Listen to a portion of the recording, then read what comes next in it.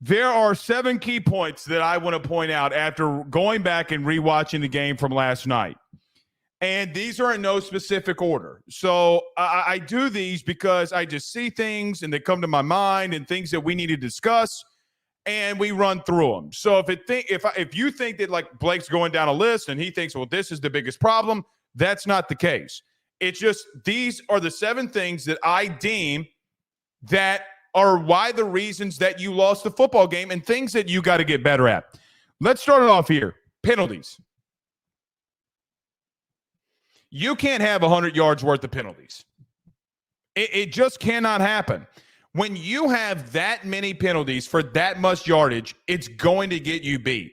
Now, let me say this. I don't mind celebrations. I am not the guy that's going to come out here and say, the kids don't need to be celebrating. Take the celebrations away.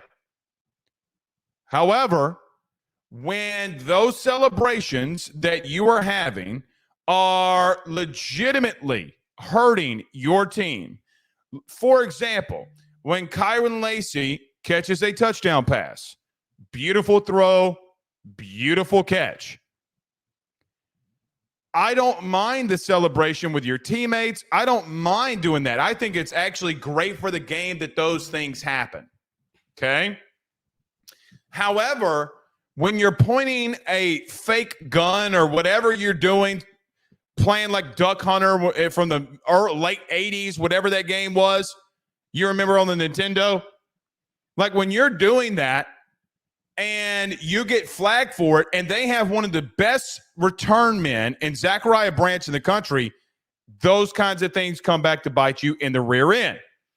When Savion Jones on 4th down gets through the line of scrimmage and bats a ball in the air, and you get a turnover on downs, and Major Burns takes his helmet off. Guys, that's 2 fifth-year seniors.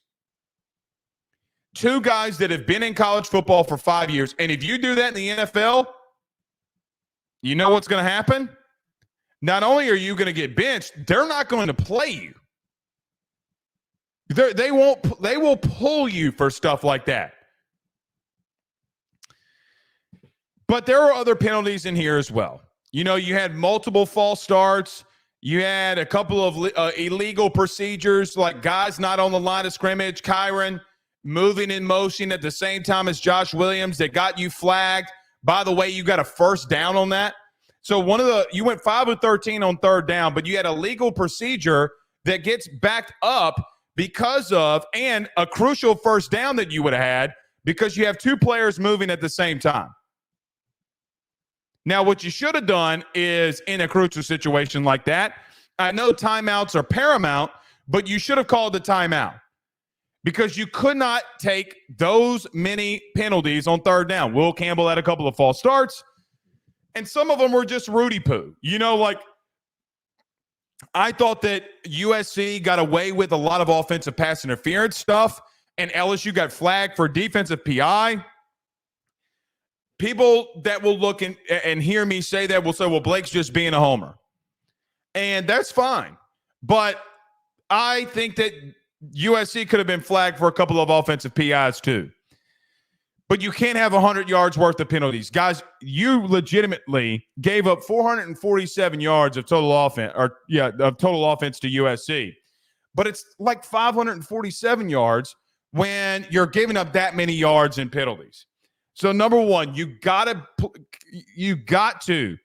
clean up the penalties. You know, one thing that I thought when Brian Kelly came to LSU that he would be able to clean up pretty quickly would be dumb penalties.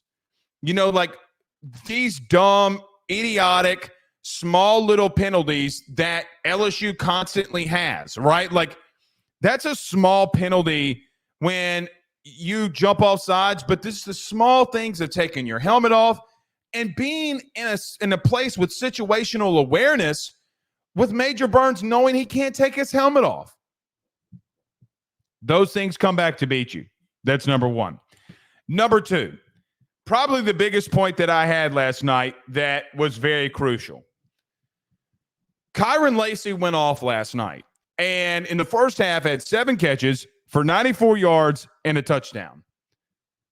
that drastically hurt you when you went in the second half and you did not get him touches in the football. That cannot happen. That's got to be like today. I'm sure that the entire staff is in the office, and I'm sure that they're going over things, right? Like I'm sure that they're breaking down game film. They're coming up with game plans. They're going through it. I know that they're working hard, and I'm never going to judge. I'm never going to say that these guys aren't working hard because I know that they do.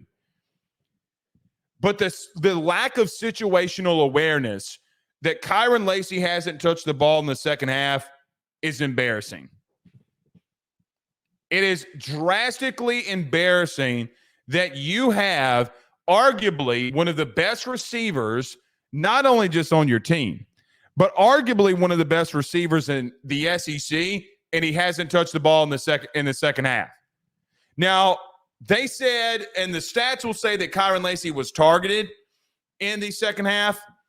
No, it wasn't. Both of the throws that were made were throwaways, right? Like both of those throws were throwaways by Garrett Nussmeier. He had to get the ball out.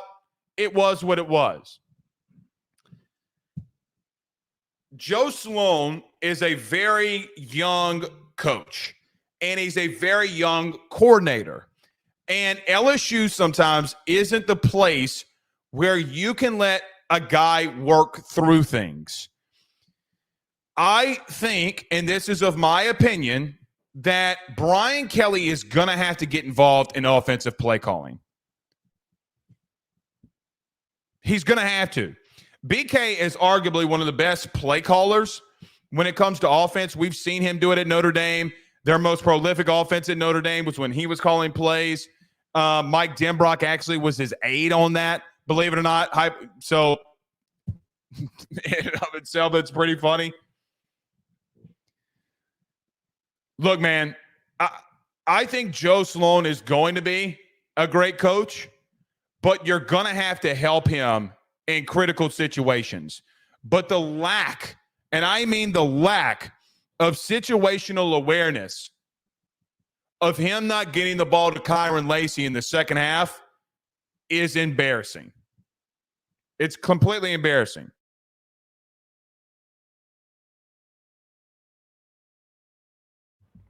So they're going to have to figure that out. All right, number 3. I'm conflicted on number 3 because I don't think that you ran the football effectively enough at times last night. I think that there were a lot better things that you could have done in the running game. I think that, you have Will Campbell on our channel. I'll just give you this. On our channel, Will Campbell, the clip of him saying that we're going to Las Vegas to get in a fist fight. On my channels alone, on ayssports, on YouTube, Twitter, Instagram, Facebook. Like Facebook, the viewership on Facebook was 202,000 views off of that clip of Will Campbell saying that.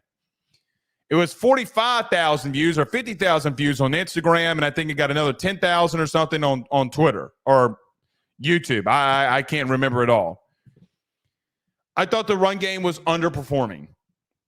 And it underperformed in the sense of I don't think that it was necessarily an underperformance in reference to what they were trying to do versus how they tried to do it. Let me explain. Guys, multiple third down runs. LSU started bringing their receivers in, right? They would go in these tight bunch formations, and they would try to run the football. Sometimes they went in 12 personnel and tried to run the football. When you do that, guys, I counted this in the second half because I got an all-22 copy today and went through it. On 8 different runs, whether on second or third down, LSU would go in these bunch tight formations, and it would force USC, maybe not even schematically that they were trying to do this, but there were 8 runs in the second half when you try to run it right at them that they had at least 8 guys in the box. 3 of those runs, they had 9, and they had 2 other guys on the boundary when you came in tight. Guys, I don't really care how good your offensive line is. When you have that many players in the box, it's going to be difficult to run. So what did work? Well, John Emery got some things going. He got one on a counter run where it was a busted play. USC got caught in a bad run blitz. It was a really good call. And John Emery hit a seam, and he got a lot of yardage. But what happened in the second half when you did it? Guys, did you know that LSU averaged 8.2 yards per carry when they did those toss plays or got stretch plays on the outside? 8.2 yards per carry. Both of your tackles are All-Americans and top 15 picks. If your interior is a problem, why don't you run it outside to your elite playmakers? That's something that's got to be fixed. Now, was the run game underwhelming? Yeah, it was. But here's the thing, too, that we need to look at. You know who else thought that you were going to run the ball right at them? USC. You know why they stacked the box? Because they wanted to take away your run, and they wanted you to hit deep shots on them. You know what they said? Hey, Garrett, we're going to come right after you. We know you got to make right and quick decisions. We're going to make you make the right quick decisions so that you move the football. The lack of offensive explosiveness and creativity and trying to push the ball down the field, which is actually, ironically, number 4. So I'll just bring it in here. So the number 4 point is that they wanted to take away your running game. They did to pretty much all extents. Now, you ran the ball for over 5 yards a carry. That's good enough if you can do it consistently and stay with it. The problem is that if you have 2 elite tackles, feature them more in the running game by getting the ball to the outside. D'Anton Lynn schemed it up. And this goes to my second point. If they're going to put that many guys in the box, why did you not make an adjustment to start throwing the ball and taking shots downfield? You did that in the first half multiple times to Kyren Lacy. Guys, I'm serious, and when I'm about to say this, I really think you lost the football game by not getting Kyren Lacy the football. I really believe that there were so many instances that you could have gotten Kyren the football in these 3rd-and-1 type of situations that would have backed USC out of their pressure looks. Guys, throw a quick hitch to him. Throw a quick slant to him. But when you continue to make those plays, they're going to back out. And if they're stubborn not to, keep hitting them on it. But they wanted to take away your running game, and you didn't. What USC did last night was beautiful defensively, because this is what they did. They came out and said, you know what? D'Anton Lynn said, you're going to try to run the football, and everything that I'm going to do schematically is to take away your running game. It's all I'm going to do. It's all I'm going to do. And I kept thinking throughout the game, when is Joe Sloan going to throw a counter punch at him? Like throwing a fade route to Kyren Lacy in the back of the end zone that went for 7.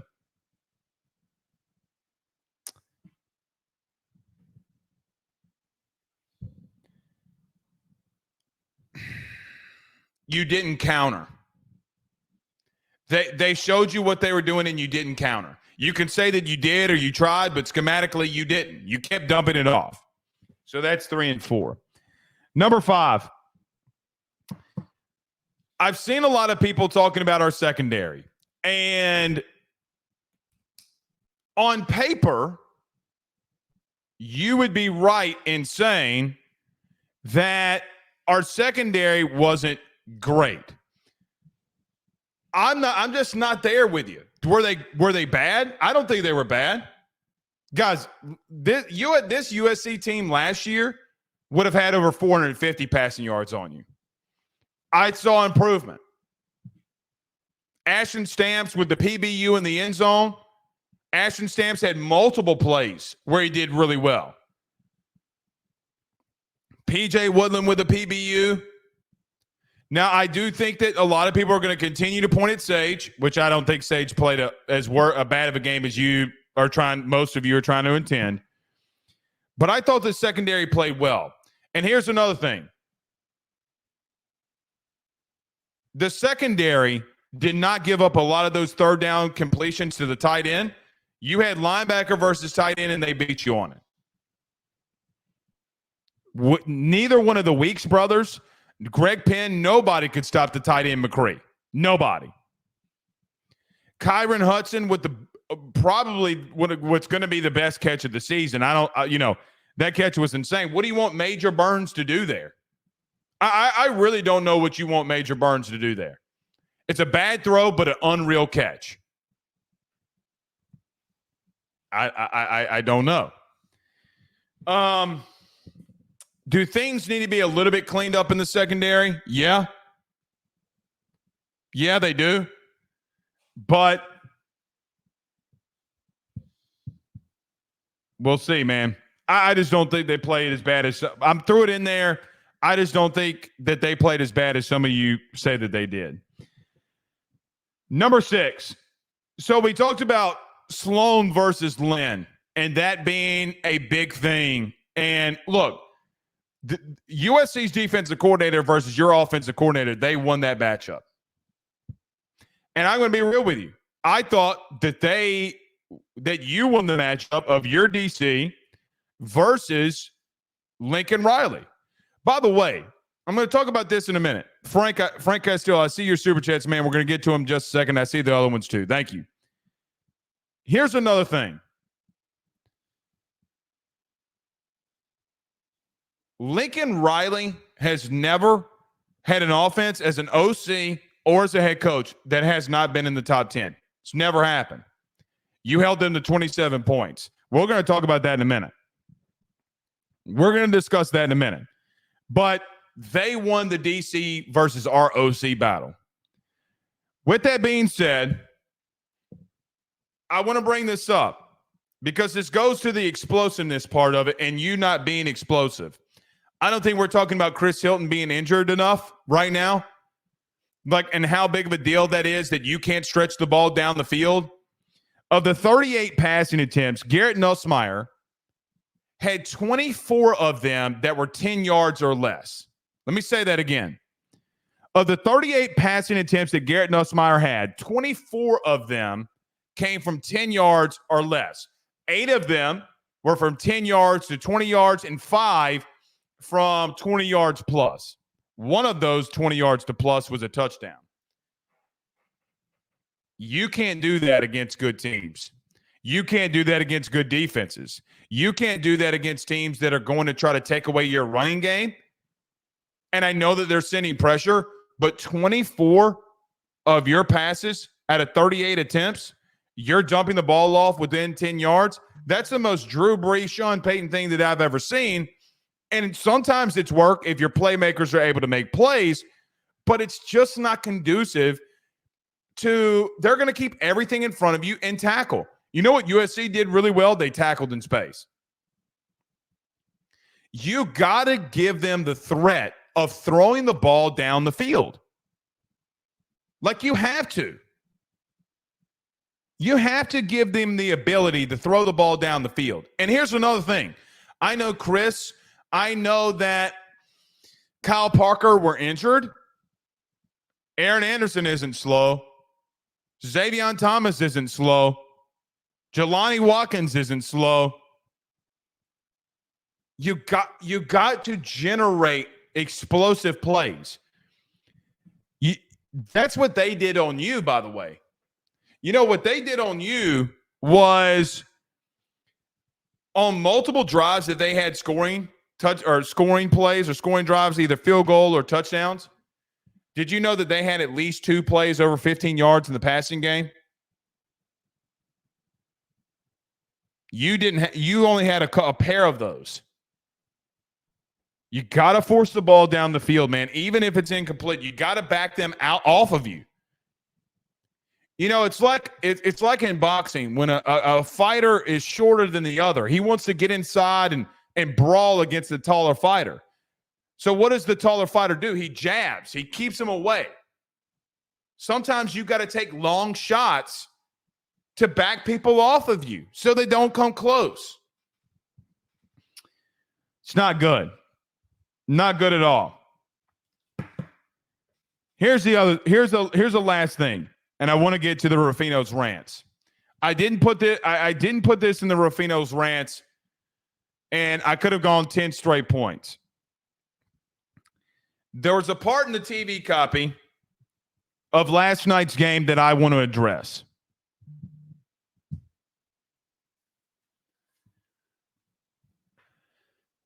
There was a situation where Joe Sloan was in the press box, and the TV copy apparently showed, and which I went back and watched it again today, that he was chewing out Garrett Nussmeier, and it looks as if he says, run the bleeping play that I call, stop changing my play calls.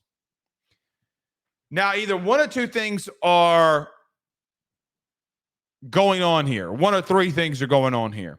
Either Cortez Hankton's changing plays on the sideline. That ain't happening. Number two, Garrett's checking out of it, even though Garrett Nussmeier checked out of a play that Aaron Anderson scored on. Or that Joe Sloan is a little bit too much into the moment. But I don't know if that's how you need to talk to your quarterback in critical situations when you're not the head coach. Sorry.